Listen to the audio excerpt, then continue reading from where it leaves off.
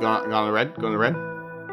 Ready for it? Elena, Kessing Trapper, 4 and a red, human scout, first strike, add a amount of red equal to the greatest power among creatures you control that enter the battlefield this turn. 4/3 partner. This was the first card previewed from this set. I believe we talked about it on the podcast at the time. I'm thumbs up, but I don't have too much to say about it. Just I think it's a good card, and we'll see play and does things that are powerful. It makes the creatures you play free. The first one every turn, at least. Yes. Yeah, basically. It is interesting that, according to the FAQ, it's constantly tracking that creature's power. So if you play a creature and then were to pump it up or something, or some effect pumps it up, Elena only cares that the creature enters the battlefield this turn. When you tap her, she then checks what the power of the greatest creature that came.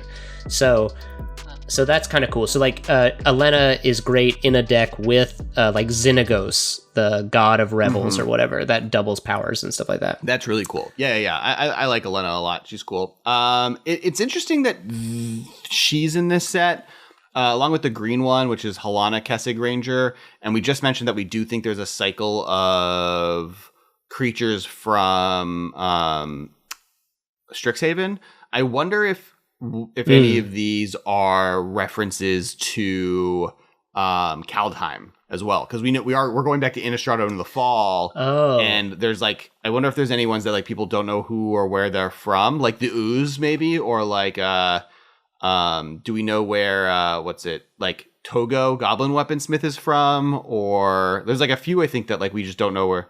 Oh, we do know Togo's from Dominaria. Okay. We know that he's quoted on many fantastic flavor texts. In fact, the whole joke of his card is based on flavor texts from the past. Got it. Okay. Like, are there any? I would love to hear from people if they think there are cards that they like could be from seeded in here. Yeah, that'd be interesting if we. I don't know if we've gone past any ones yet that, one thing that we do know is Prava of the Steel Legion, that cat soldier that makes soldiers. It is confirmed that Prava is from the same world as Lycia, Sanguine Praetor, or whatever, the Mardu vampire that you can pay life and its cost is reduced by the amount of life you gain. They are from the same world, which is basically like Holy Roman Empire world. Oh, cool. Okay. And it has been hinted that the 4-color lady, Saskia the Unyielding, is also from Holy Roman Empire world. She's representing like the Celts who are resisting the Holy Roman Empire that like Prava of the Steel Legion and Lycia the Sanguine Tribute are both from. Got it. So perhaps that could be Kaldheim. Like Kaldheim could be the Holy Roman Empire world is mostly like we know it's Viking because it's actually Norse world and there's the Holy Roman Empire clashing with them. We talked about Breeches, Brazen Plunderer, and next to him is Dargo, the Shipwrecker, 6 and a red for a legendary giant pirate. 7/5. As an additional cost to cast this spell, you may sacrifice any number of artifacts and or creatures. This spell costs 2 less to cast for each permanent sacrifice this way, and 2 less to cast for each other artifact or creature you've already sacrificed this turn. It's a 7/5 with trample, and this guy may be one of the most powerful in the set. Well, like you get sacrificing one. He can come down so early. It's sacrifice one artifact. It costs 4 less, right? So if you sacrifice 2 artifacts, it costs 8 less. Am I reading that right, or is it?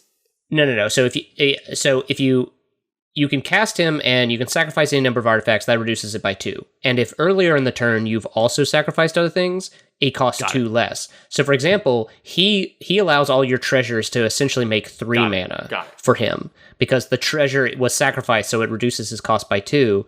So like you pop 2 treasures and you can cast Dargo and have you can cast Dargo for 1 mana with 2 treasures. So I guess he is powerful from a cost reduction perspective and like a legacy kind of like what Hogak was doing perspective. I don't think like he's very like Hogak, a 7/5 trample, right, in an artifact deck. So it's not like when you say most powerful, I don't think it's that insane. He just is he's probably more powerful than people are giving credit because he is just a big thing you can put into play for cheap, and is a sack outlet for artifacts in a cool way. But Yeah, and then that he's like so big, and then if you like sacrifice him to make more artifacts and stuff, I think part of it people are talking about because it obviously can also reduce his commander tax. So there's a lot of talk about him in CDH where you can just essentially cycle through him food chain style. Sure. And each Dargo keeps seeing how many have been sacrificed. And if Dargo was sacrificed to like Ashnod's altar, then the future Dargos will see Dargo sacrificed for 2 colorless. So you can eventually make it to where Dargo never cost extra, and you're just sacrificing, you're cycling through sacrificing and make infinite mana and get infinite storm triggers. As soon as you sacrifice 3 artifacts or as soon as you sacrifice 3 things the first turn you cast him, if you have an Ashnod's Altar, he's free forever. So so at that point you have infinite creature enter the battlefield. Okay, that's fair. That's an insane ability. And you have infinite storm count, infinite ETB, infinite LTB. Right, he's a commander, so you can build your deck around any of those things without too much effort. And so, I guess, Frixie, like... And he plays well with Malcolm, the blue pirate, because Malcolm is making you a bunch of treasures, which you can then feed to Dargo.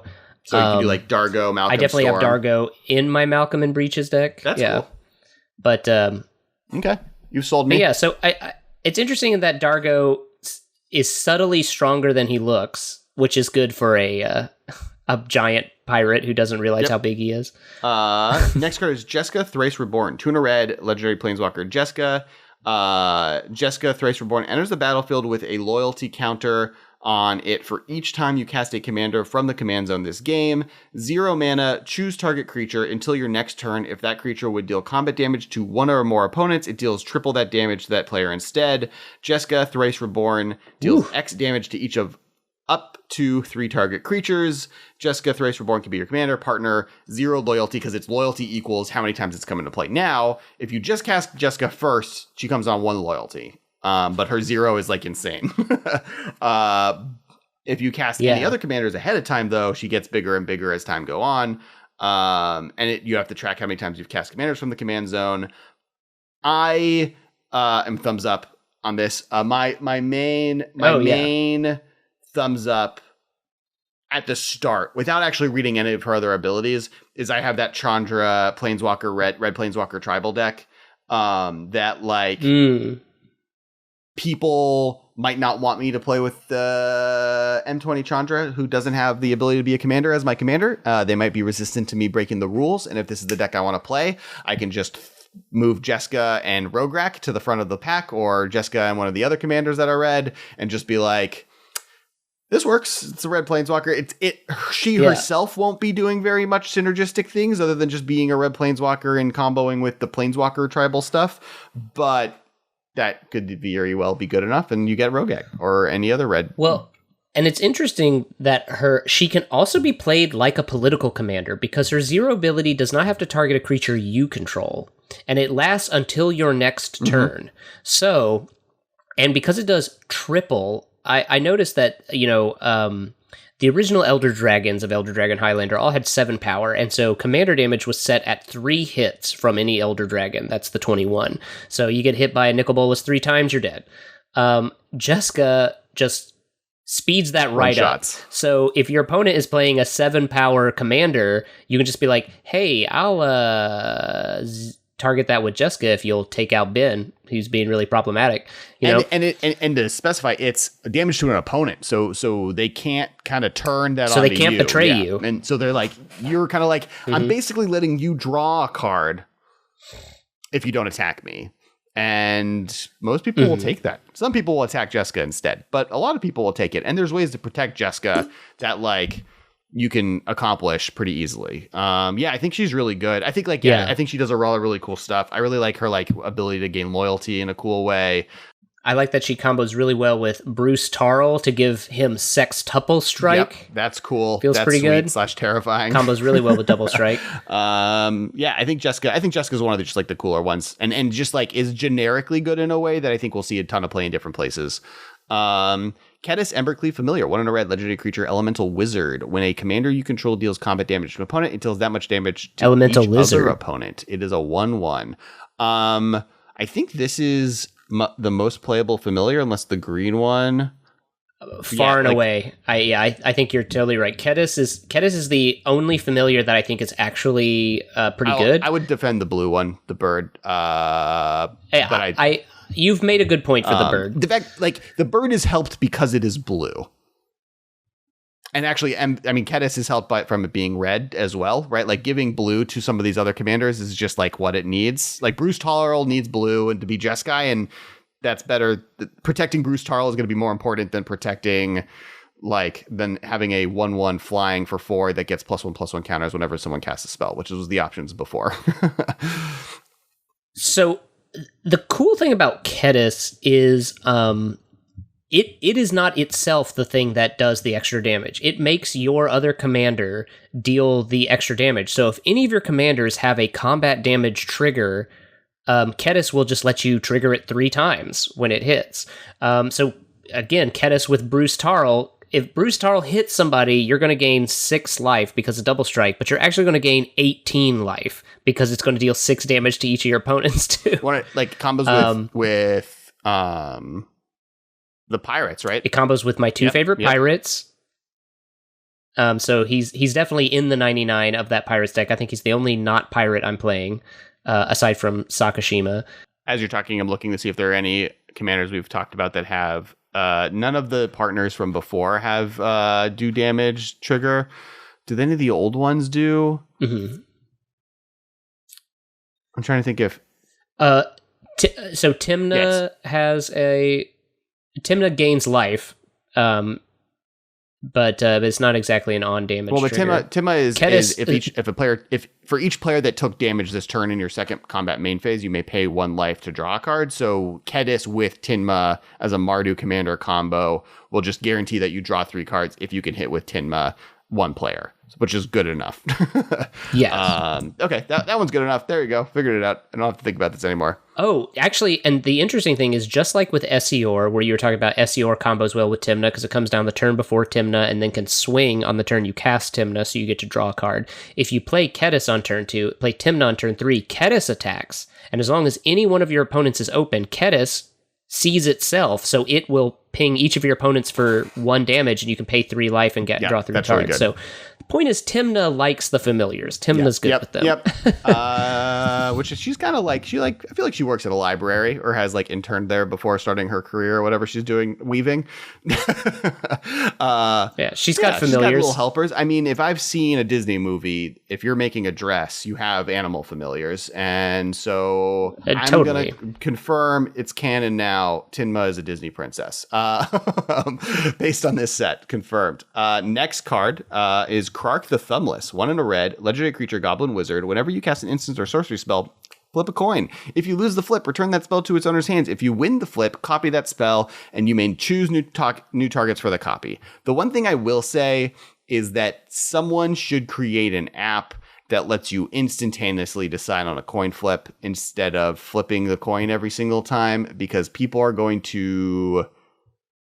already, and we maybe even have talked already when we talked about Sakashima, are working on making it so you are flipping 4 coins every single spell you cast to then recast those spells.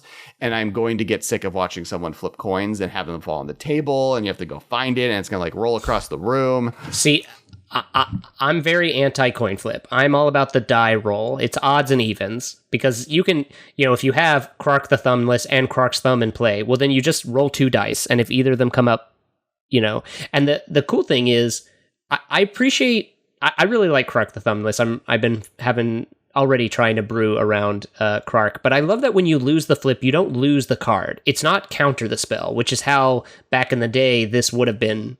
Red has a lot of these, flip a coin, and if you lose the flip, you're screwed. This one, you just get it put back in your hands. You get a chance to cast it again later. And if you have a clone of Croc, or if you have Croc's Thumb in play, you have the chance to get Magical Christmas Land, where you get the spell to buy back for free. Right. If you flip 2 coins and you win 1 flip and you lose 1 flip, then you just get 1 copy of the spell, and then the spell bounces back to your hand. Plus, he's the money's just right. He costs only 2 mana, so you don't have to feel like you're rushed throw him out in the early game and accidentally have him catch a board right. You can wait till you've got the cards in your hands you really want to start coin flipping with. Yeah, he's going to do really cool. Like, he's the coolest coin flip commander, obviously, I think, ever. And, like, that deck's going to just, like, be a thing. And, like, Croc Shakashima is a deck that we're going to all have to contend to. And it's going to be so versatile that you're going to see a bunch of different flavors that I think are all going to eventually become Storm, but are going to start doing cool things and eventually end up in that world. I think it's really cool that we got this, and we'll see how it goes. Before we get to the next card, I want to talk about which is definitively a thumbs up. I do want to do things. First, I want to thank all of our patrons, you guys and girls and friends. You guys are the best. Make this happen. You're how Marshall exists. And all we have you cards folks in front of the things, and you get raw feeds. For those who don't know, you get access to the raw feed. I think it's the $5 tier and above, and that is the whole episode, no edits. So you get swear words, you get stumbles, but you also get a 10-minute before the episode mini-sode that's not about magic. We talk about random stuff today. Me and Marshall discussed which not X-Wing necessarily, but which starfighter you would be a pilot of in the Star Wars universe of the different like X-Wing, Y-Wing, B-Wing world. So if you are interested in hearing what mine pick and Marshall's pick, it's there. And like last week with Ben, we talked about best action scene in a movie. Before that, we talked about like best chips ever. Ben was talking about some movie I've never heard of before. That actually caused like a real fight on the Kess work call the next day. Not a real fight, but it's very heated. Ben has very strong opinions about the movie Heat and how good the the gun shootout at the end is, which I looked it up on YouTube. It's fine. You would expect him to be heated. Yeah, that's fair. Ooh, I should have used that. So definitely thank you, patrons. Check it out if you're interested. You're great. And then make sure to follow, subscribe, hit that like button below. Make this video happen. Cool. Next card. All right. So Rogrock, the son of Roga, a 0-cost red legendary Kobold warrior. It's a 0/1 with first strike, menace, and trample. So this card is a callback to Roga of Care Keep, which was the legendary Kobold. And apparently in the lore, Rograck has risen up in defiance of his father and is trying to claim Care Keep for himself. Was Roga a card? But, I thought we didn't have a legendary Kobold before.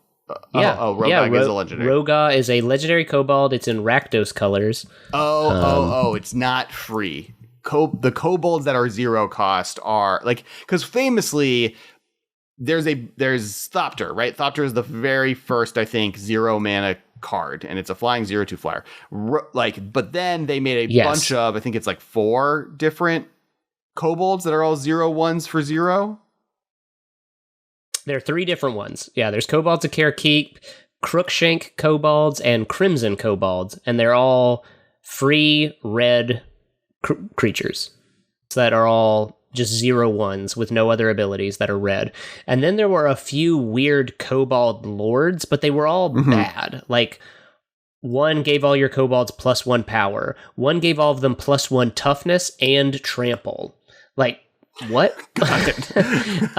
But then randomly there was Roga of Care Keep, who costs 2 black, red for a 5/5 legendary Kobold. Says at the beginning of your upkeep, you must pay red. If you don't, an opponent gains control of Roga of Care Keep and all creatures you control named Kobolds of Care Keep. If the player gains control of a creature this way, tap it.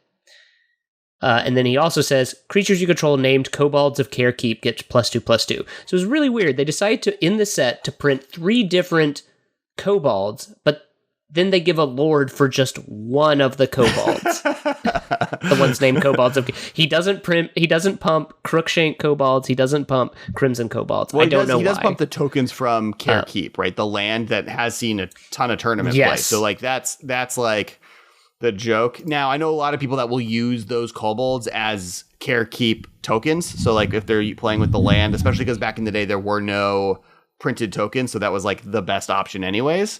But modern day, we finally have Rograck, Son of Roga, as a partner commander, 0/0/1. The thing that people are doing with this is just like, it's a 0 mana commander. So like you get a free creature into play. It's a 0/1 if you can, but with a ton of ability. So if you can pump it at any point, it's like dope. If you do stuff with like, yeah, go for it. Well, I think this one is one of the most open-ended of all the partners, that at least half of the partners that exist do something cool with Rogue Rock. Either you're getting to equip stuff for cheap to him, or pile him up with auras, or they are cards that care about you casting other commanders. Like, even if you just teamed up Rogue Rock and Jessica, then Jessica gets to start with 2 loyalty instead of 1. Which would be my plan with the Chandra Tribal deck. Like, if I were to do that, it would be Rograk and Jessica, because Rograk comes down and starts triggering Jessica. And then Rograk, because the deck has like sacrifice outlets, because Chandra makes the 2/1/1 tokens, Rograk can replace that as like a pseudo version of that effect to some effect. So, yeah. Yeah. But then also, like, in the supplementary commander sets, they've been printing a lot of cards that care about whether you control a commander or you've cast a commander. And so Rograk says, hey, for free, you get to set that to yes and at least once already, right off the bat. So the Storm cycle, Fury Storm, Echo Storm, Imperial Storm, they all care about how many times you cast a commander this game. Or one thing I like about Rogue Rock is it makes Mox Amber a Mox Ruby. So you can just turn 1, play them both for free. Yeah, like Rogue Rock, and then we were talking about earlier with Teverzot, like it just gives you a free commander that you can cast and immediately sacrifice to draw 3 cards. Yeah, like just even if you just use him with your Skull Clamp to like slam it down and draw 2 cards, like Rograk is just very versatile in whether he is sacrifice fodder or part of a combo engine, or if you're planning on actually using all those abilities he has and pumping him up, either with like a chroma or with auras and equipments. I love this little guy. It's interesting to me that Red has 3 different partner commanders that are all just like the most versatile cards, if not more. If you want to include Elena, like 4 of them, just like this card as a partner to any other commander that we've made is probably a pretty great option to just add red to that color.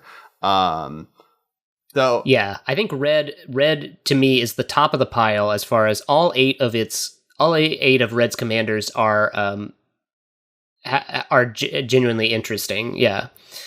I would love for someone to challenge me in my life that is playing Rogak and Sakashima of the Thousand Faces. That is what I'm looking forward to at some point. Yeah, that's Cobalt Tribal. Toggo, Goblin Weaponsmith, is the last red card, 2 and a red. Legendary creature, Goblin Artificer. Whenever a land enters the battlefield under your control, create a colorless equipment artifact token named Rock. With equipped creature has 1 tap, sacrifice Rock. This creature deals 2 damage to any target. Equip 1. Do we know, before I get into how much I love Rock tokens, do we know where Toggo is from? Is this a character we've heard of? Or okay. Yes, he's from Dominaria. I gotta read you some of his classic flavor texts. Let me just bring it up real quick. But Toggo is quoted. Toggo's quoted all over the Onslaught block. So he's from Otaria, and he's quoted on things such as, "I love lightning. It is my best invention since rock."